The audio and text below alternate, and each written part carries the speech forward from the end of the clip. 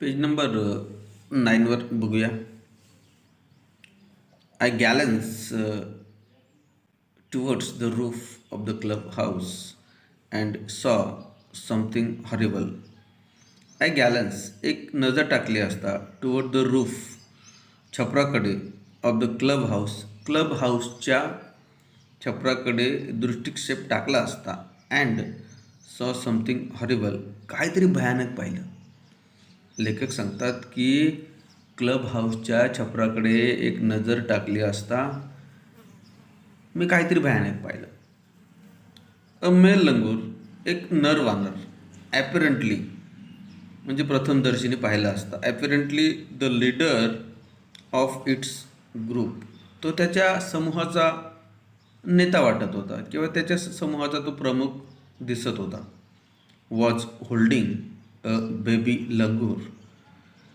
Was holding त्याने धरून ठेवलं होतं. अ बेबी लंगूर एक लहान वानर. वानराचं पिलू जे असतं ते baby langur. In his hands त्याच्या हातांमध्ये.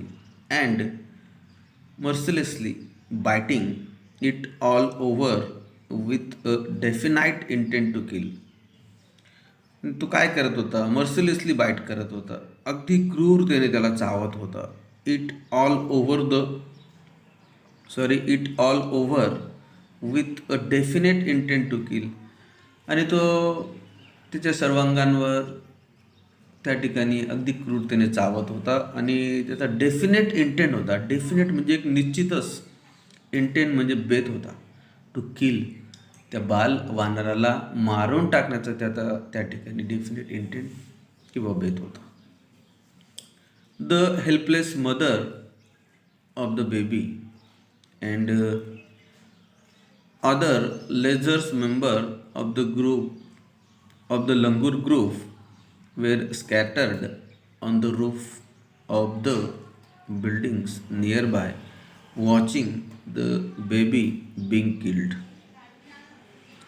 द हेल्पलेस मदर त्याची असाई आई जी होती ऑफ द बेबी ते बाल वानर जे होतं त्याची acai I. And other laser members किंवा कनिष्ठ पदावरचे इतर जे सदस्य होते ऑफ द लंगूर ग्रुप वानर समूहातील कनिष्ठ पदावरचे जे इतर मेंबर्स होते किंवा सदस्य होते वेर स्कॅटर्ड ऑन ते विखुरलेले होते. On the roofs of the building ती जी बिल्डिंग होती ती जी इमारत होती तिच्या त्या रूफ्सवर त्या छपरावर ते विखुरलेले होते. Near by watching